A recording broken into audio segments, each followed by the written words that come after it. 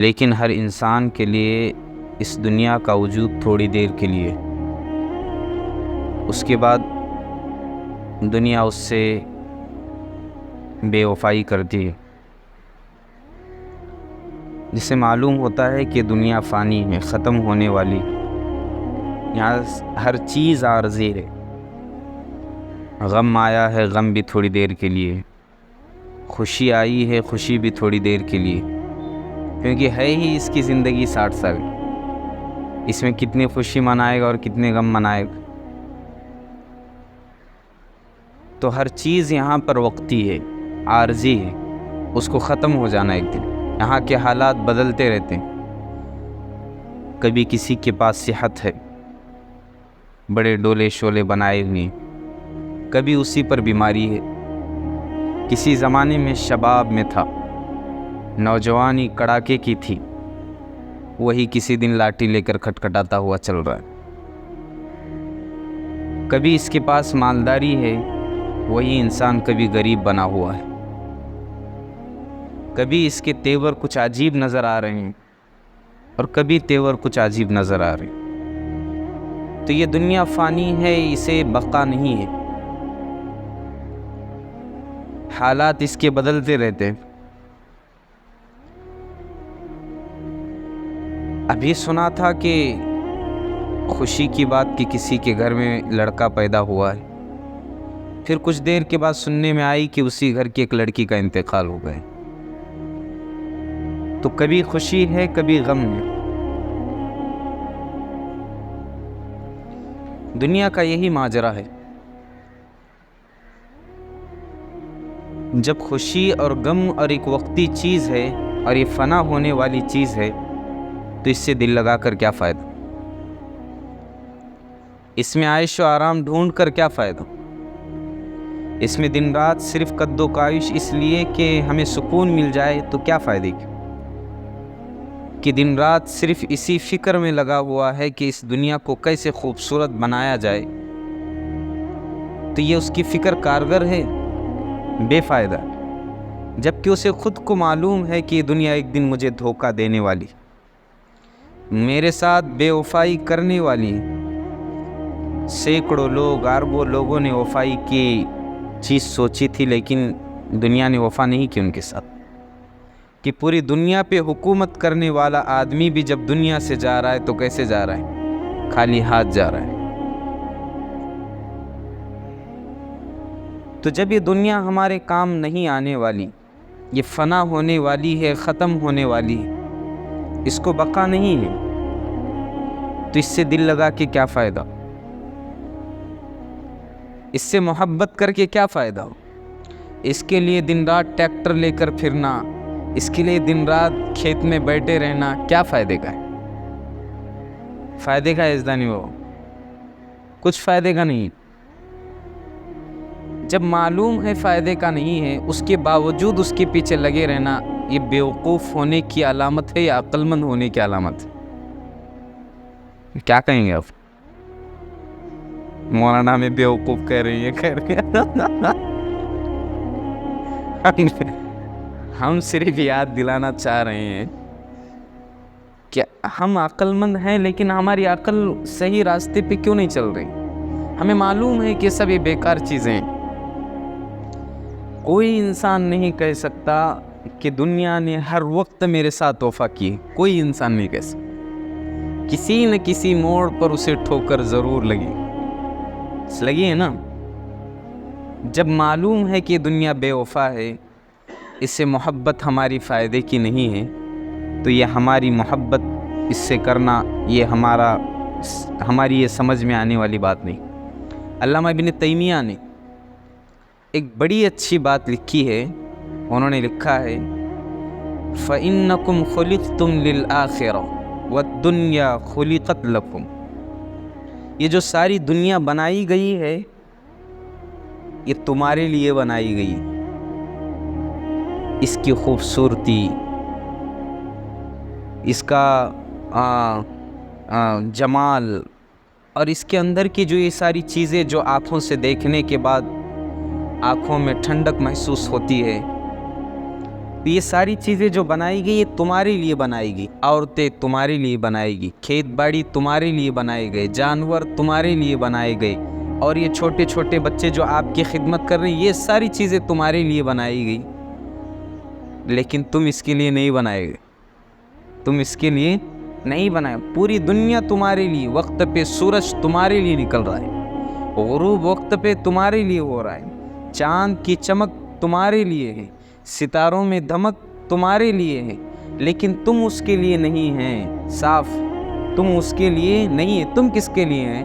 فَإِنَّكُمْ خُلِقْتُمْ لِلْآخِرَةِ، تم پیدا کیے گئے آخرت کے لیے۔ تم کس لیے پیدا کیے؟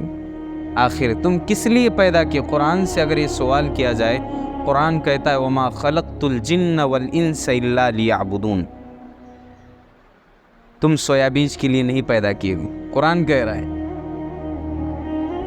تم صرف جانور چرانے کے لیے پیدا نہیں کیے گئے، قرآن کہہ رہا ہے، بلکہ تم پیدا کیے گئے ہیں میری عبادت کے لیے۔ خدا کہہ رہا ہے وَمَا خَلَقْتُ الْجِنَّ وَالْإِنسَ إِلَّا لِيَعْبُدُونَ۔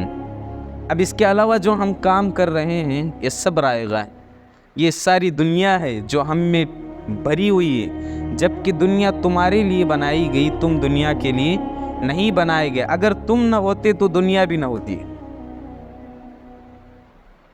تم نہ ہوتے تو دنیا نہیں ہوتی۔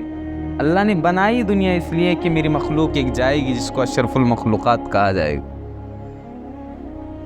ان کے کھانے کے لیے مجھے انتظام کرنا ہے۔ 8 دن میں ایک مرتبہ ان کا گوشت کا تقاضا ہو سکتا ہے تو اس کے لیے بھی مجھے انتظام کرنا ہے۔ مچھلی کھانے کا دل کہے گا اس کے لیے بھی مجھے انتظام کرنا ہے۔ تو یہ ساری چیزیں انسانوں کے لیے اللہ نے بنائی ہوئی ہے، لیکن انسان خود ایسا لگ رہا ہے اس کو کہ یہ دنیا کے لیے میں بنایا گیا ہوں۔ آپ نہیں بنائے گئے دنیا کے لیے، بلکہ دنیا آپ کے لیے بنائی گئی۔ اس کی خوبصورتی کو دیکھ کر کبھی اس دھوکے میں نہیں آنا ہے کہ شاید یہ چیز مجھے نفع پہنچا سکتی ہے۔ اللہ کی عزت و جلالت کی قسم، رب کی عبادت کے علاوہ کوئی چیز ہمیں نفع نہیں پہنچا سکتی۔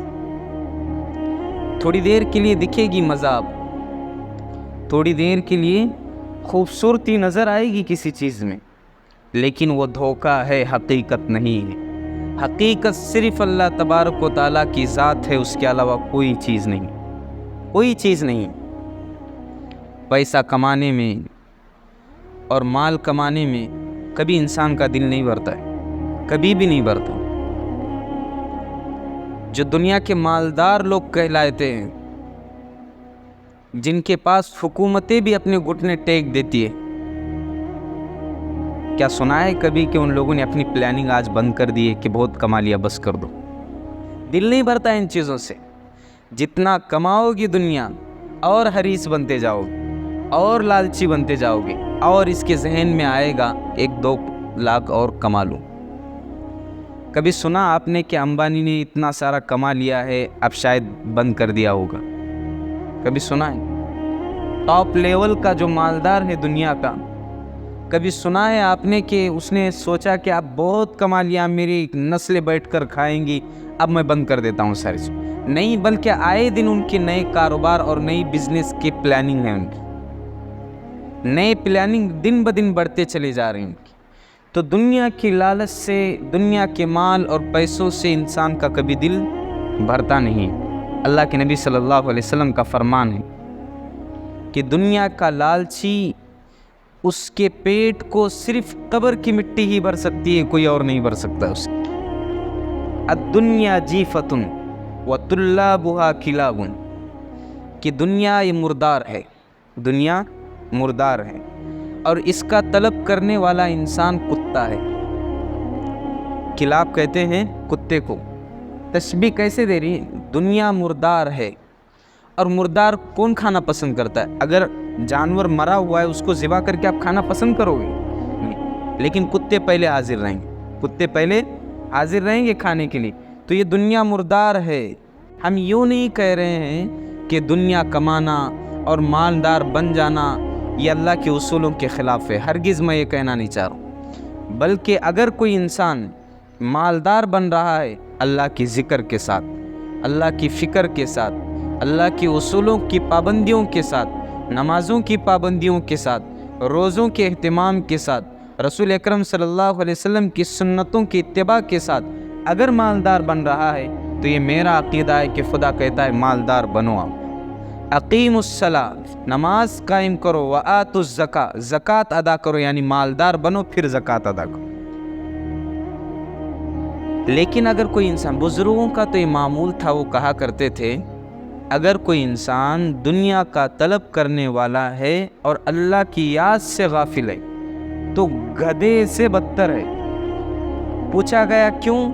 اس وجہ سے کہ گدھا اگر مردار گوشت کھائے گا تو اس کا پیٹ تو بھر جائے گا، لیکن یہ دنیا کا طلب کرنے والا اربوں کما لے تب بھی اس کا پیٹ نہیں بھرے، اس لیے گدھے سے گیا گزرا ہے۔ بس بتانے کا مقصود یہ ہے کہ دنیا ایک حقیر چیز ہے، اس کے پیچھے اپنا قیمتی وقت ضائع نہیں کرنا چاہیے، اپنا قیمتی وقت اس کے پیچھے ضائع نہیں کرنا چاہیے۔ کیا اگر پوچھا جائے آپ سے کہ بھائی آپ نماز کے لیے کیوں نہیں آ رہے ہو؟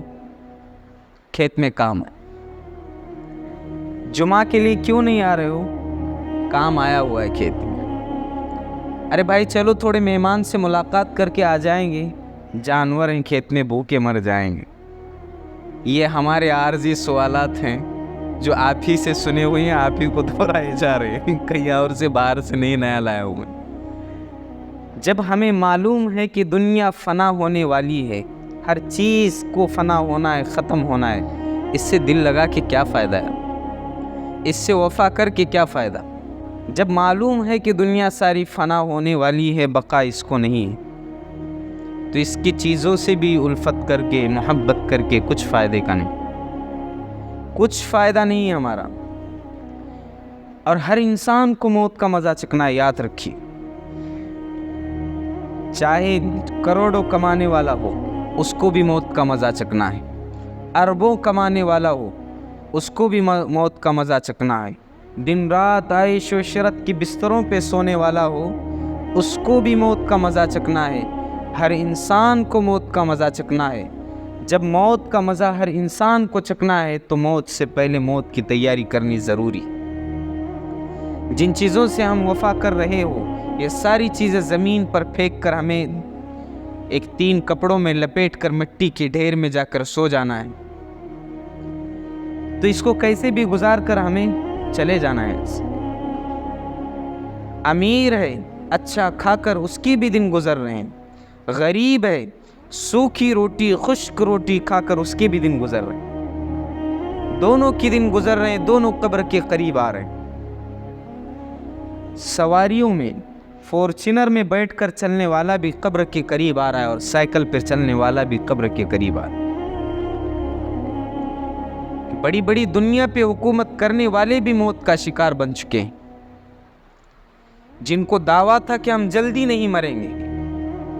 مائیکل جیکسن نے کہا تھا کہ میں جلدی نہیں مروں گا، 100-200 سال کی زندگی پاؤں گا، جلدی نہیں جانا ہے مجھے دنیا سے۔ آئی موت کی پکڑ تو 40 سال کے اندر پتلی گلی سے نکل لیو۔ ہر انسان کو چلے جانا ہے دنیا سے۔ اگر مالداری کی وجہ سے اگر موت کو ٹالا جا سکتا تھا، اگر حکومت اور اقتدار کی وجہ سے موت کو روکا جا سکتا تھا، فرعون کو کبھی موت نہیں آ سکتی تھی، نمرود کو کبھی موت نہیں آ سکتی تھی، شداد کو کبھی موت نہیں آ سکتی تھی، اور آج کل کے جو حکمراں ہیں جو حکومت کر رہے ہیں یہ کبھی بھی موت کا شکار نہیں بن سکتے تھے۔ اگر مال کے ذریعے سے موت کو روکا جا سکتا تھا تو سن لو آپ، قارون کو کبھی موت نہیں آ سکتی تھی، اور دنیا کے بڑے بڑے مالداروں کو کبھی موت نہیں آ سکتی تھی اگر موت کو مال کے ذریعے سے روکا جا سکتا تھا۔ امیری کے ذریعے سے اگر موت کو ٹالا جا سکتا تھا، مالدار لوگ کبھی موت کا شکار نہیں ہو سکتے تھے۔ تقوی کے ذریعے سے اگر موت کو ٹالا جا سکتا تھا، اولیاء اللہ دنیا میں باقی رہتے کبھی موت نہیں آ سکتی تھی، لیکن ایسا نہیں ہے۔ دواؤں کے ذریعے سے، علاجوں کے ذریعے سے اگر موت کو ٹالا جا سکتا تھا، افلاطون، جالینوس اور بڑے بڑے ڈاکٹرز کبھی موت کا شکار نہیں ہو سکتے، لیکن ہم نے سنا ہے جو دماغ کے علاج کرنے والے ڈاکٹر ہیں خود دماغ کے مریض بن کے مر کر چلے گئے۔ تو جب معلوم ہے کہ ہر انسان کو فنا ہونا ہے، سائنسداں، بڑے بڑے سائنس اور ٹیکنالوجی کے کام کرنے والے، اگر انہیں معلوم ہوتا ہے کہ اگر اس کے ذریعے موت کو روکا جا سکتا ہے تو سب سے پہلے اپنی تیاری کر لیتے موت سے روکنے کی، لیکن ایسا ہرگز نہیں۔ غریب ہو، مالدار ہو، سائنس کا چلانے والا ہو، ٹیکنالوجی کا بڑا محقق ہو یا بڑا عالم ہو، بڑا عابد ہو، بڑا مفتی ہو، بڑا فقیہ ہو، امیر ہو، غریب ہو، اور حکومت کرنے والا ہو یا مزدور ہو، صحت مند ہو یا تندرست ہو، سارے لوگوں کو موت کا شکار ہونا ہے۔ ایک ہی جملے میں ارشاد فرمایا، کل نفس ذائقۃ الموت، ہر حیوان کو، چاہے وہ چرند ہو، پرند ہو، جنات ہو، انسان ہو، دنیا کا رہنے والا ہر چیز ہو، اس کو دنیا سے چلے جانا ہے۔ جب معلوم ہے کہ دنیا فنا ہونے والی ہے، اس سے وفا کر کے کیا فائدہ؟ جب یہ دھوکہ دینے ہی والی ہے تو اس سے وفا کر کے کیا فائدہ؟ تو دنیا کی چیزوں سے وفا کر کے کوئی فائدہ نہیں ہے۔ تو دنیا کی چیز کو بالائے طاق رکھے، پہلے اللہ کی عبادت کو آگے رکھے۔ مقصد زندگی اللہ کی بندگی، ورنہ تو ہر دور میں ہر موڑ پر شرمندگی۔ اگر رہنا ہے دنیا میں، اللہ کی عبادت کر کے رہنا، اور جس نے اللہ کی عبادت نہیں کی اور صرف اللہ کی عبادت کو چھوڑ کر دنیا کے پیچھے لگا رہا، صرف چھوڑا کس چیز کو ہے؟ اللہ کی عبادت کو، وہ کسی نہ کسی موڑ پر ذلیل ضرور ہوا ہے، ذلیل ضرور ہوا ہے۔ الدنیا سجن المؤمن و جنت الکافر، دنیا مومنوں کے لیے جو بنائی گئی ہے ایک قید خانے کے مانند ہے، اس میں رہنا ہے اللہ اور اس کے رسول کے فرامین کے مطابق۔ عیش و عشرت یہ کافروں کے لیے بنائی گئی، یہ دھماکے اور پٹاخے سب کافروں کے لیے بنائے گئے، ناچنا اور ڈانس کرنا یہ سب کافروں کے لیے بنایا گیا۔ یہ ہمارا شعار نہیں ہے، یہ مسلمانوں کا شعار اور ان کا تیور ہرگز نہیں۔ ان کا تیور کیا ہے؟ چہروں پر داڑیاں۔ ان کا تیور کیا ہے؟ سروں پر ٹوپیاں۔ ان کا تیور کیا ہے؟ مسجدوں کو آباد کرنا، لوگوں کے ساتھ حسن سلوک کے ساتھ پیش آنا، اخلاق کو ظاہر کرنا، یہ مسلمانوں کا تیور ہے۔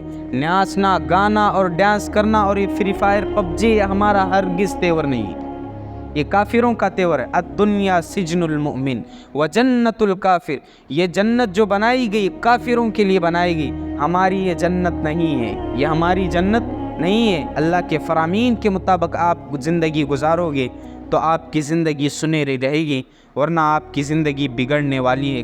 وصلی اللہ علی النبی الکریم وآخر دعوانا ان الحمد للہ رب العالمین۔